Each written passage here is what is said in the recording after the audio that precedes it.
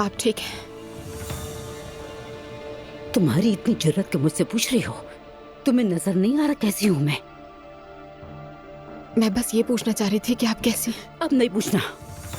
कितनी झीठ हो मुझसे आके पूछ रही हो? देखें, मैं भी आप ही की तरह सदमे और हैरत में मुब्तला हूँ। मुझे भी इस सब का इल्म आप ही के साथ हुआ है। जानती हूँ ये बहुत मुश्किल वक्त है। आपको सबसे ज्यादा समझती हूँ मैं,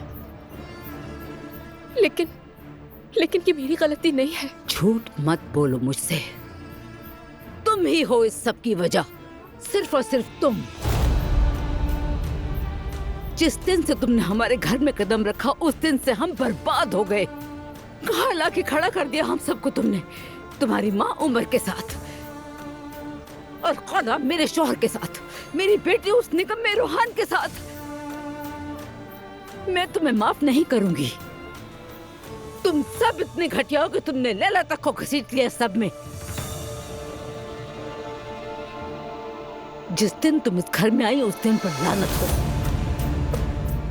मैं तुम्हारा चेहरा मजीद बर्दाश्त नहीं कर सकती। निकल जाओ। सुना नहीं तुमने?